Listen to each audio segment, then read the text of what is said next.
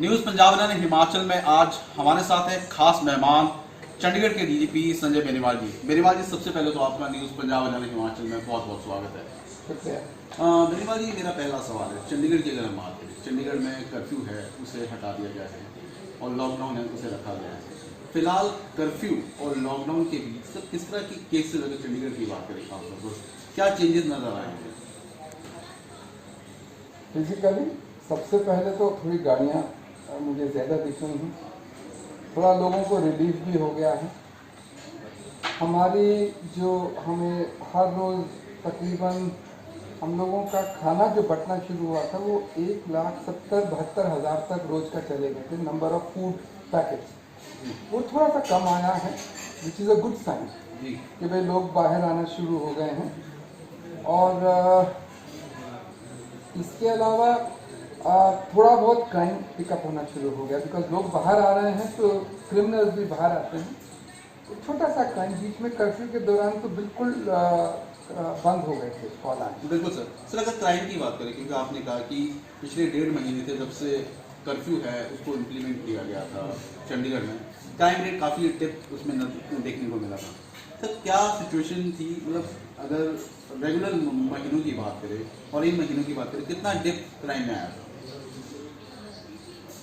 मोटा मोटी यदि आप माने, I'm just giving a thumb rule, it may be way off the mark, तकरीबन 60-75% डिप था।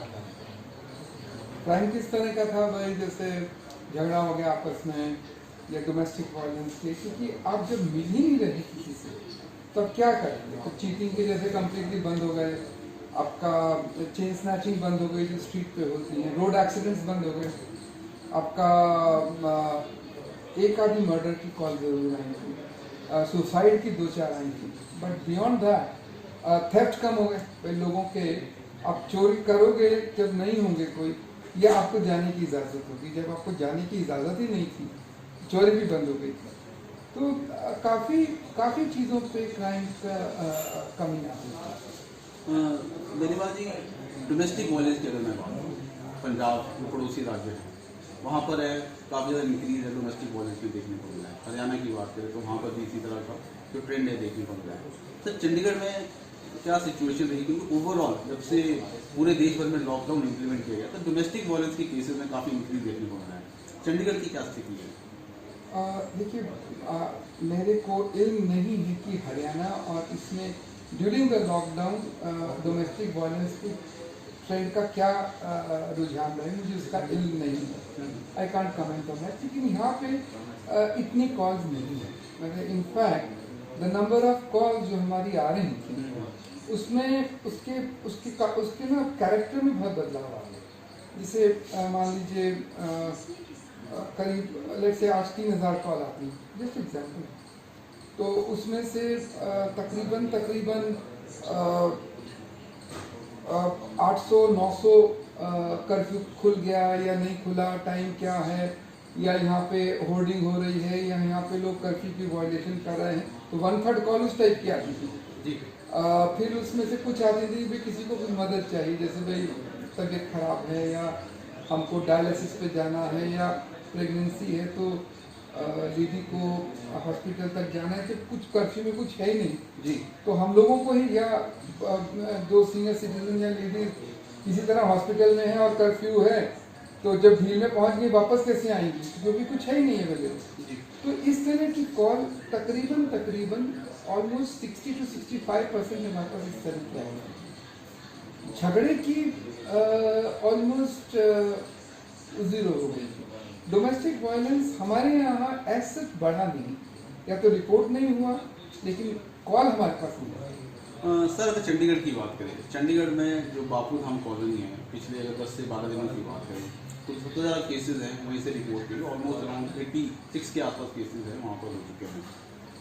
सर कंटेमिनेटेड जोन में ऑलरेडी बापू धाम को रखा गया है, लेकिन अभी भी वहाँ पर काफ़ी जो फ्री मूवमेंट है वो देखने को दिक्कत आ रही है। सर एज अ पुलिस वहाँ पे किस तरह की इश्यूज आ रहे हैं और आप लोगों को किस तरह की?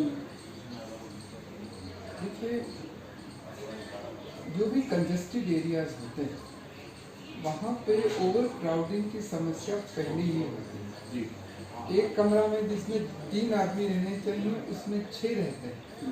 तो लोगों को बाहर निकलने की कंपल्शन है, ये मैं लग्जरी नहीं कहूँगा।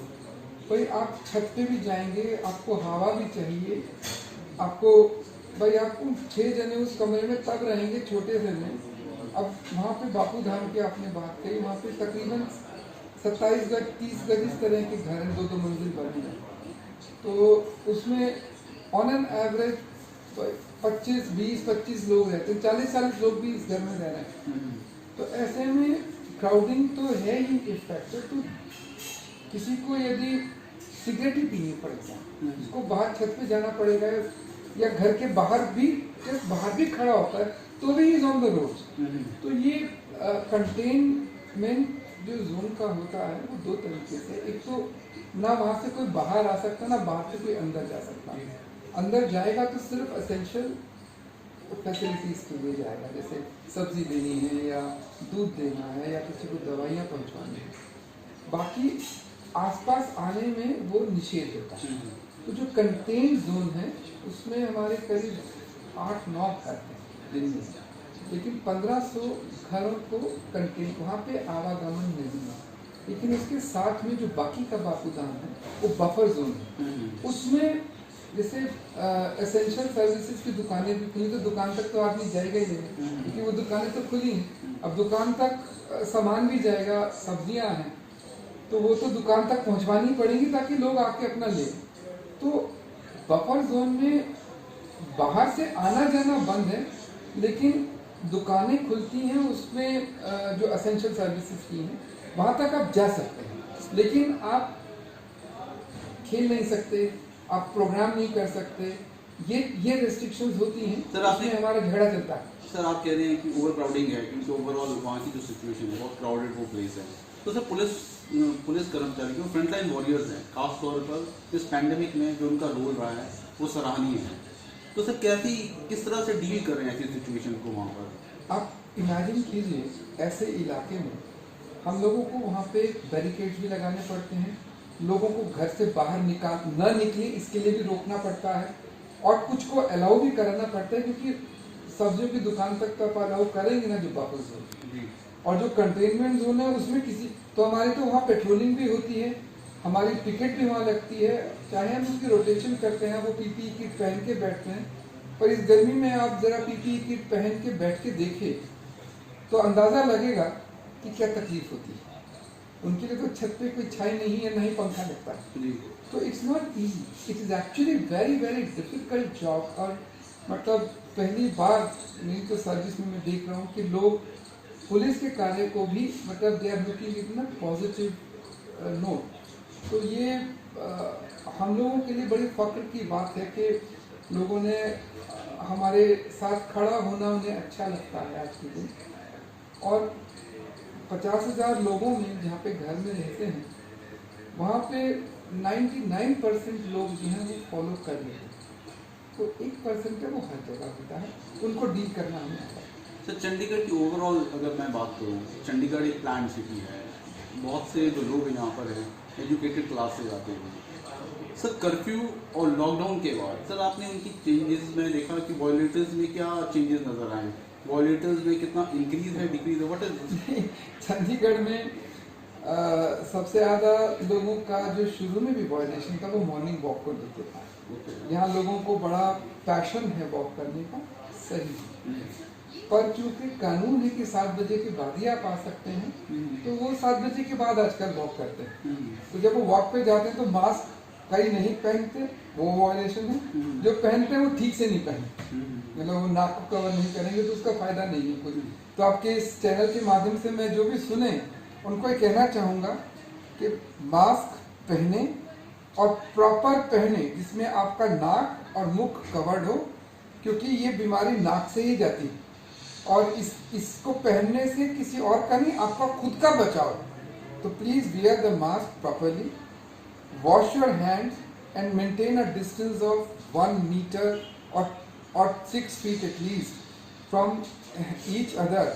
That is the only way जिससे कि हम इस बीमारी से जीत जिस पे हासिल कर पाएंगे। सर मेरा लास्ट सवाल आपसे है, अगर हरियाणा में फिलहाल सर लॉकडाउन के दौरान जो क्राइम रेट उसमें काफ़ी ज़्यादा डिप देखने को मिला है, लेकिन वहाँ की जो डीजीपी उनका कहना है कि जैसे जैसे चीज़ें खुल रही हैं आशंका जता रहे हैं कि अब क्राइम बढ़ सकता है। तो सर आप चंडीगढ़ के लेकर भी क्या इसी तरह की कोई आशंका है? लेट्स वेरी बी क्लियर, कभी भी सोसाइटी में ऐसा नहीं हो सकता कि क्राइम जीरो होगा। क्यों नहीं होता? क्योंकि एक बाइनॉमियल डिस्ट्रीब्यूशन कहते हैं कैरेक्टर्स, तो उसमें अधिकतर लोग फॉलो करने वाले होते हैं। कुछ बहुत अच्छे होते हैं, उस बहुत अच्छे के पैरेलल में बहुत खराब भी होते हैं। So there will be many people who will exactly follow the law. There will be some 3% of people who will never follow a law. So they will always have a delinquent tendency. ये depend करता है कि nature पे कि कितना पढ़ा लिखे लोग हैं, नहीं वो character, but they will always be delinquent behaviour, wrong behaviour, criminal behaviour, ये होगा। तो पहले लोग लॉकडाउन में थे, अंदर थे, तो क्राइम नहीं था, परंतु जब लोग एक नॉर्मल लाइफ में आएंगे विद मास्क और without mask, so some kind of a crime तो होगा, ये होना ही है, नेचुरल है। तो अब कोविड के कारण हो सकता है कुछ उसके नेचर में बदलाव आए, लेकिन अमाउंट में बदलाव नहीं आएगा। It will happen, it has to come back to its normal level.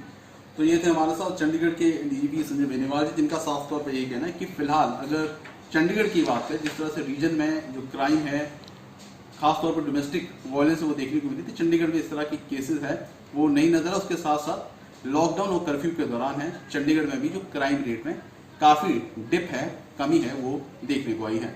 Lalit Sharma, news PHH, Chandigarh.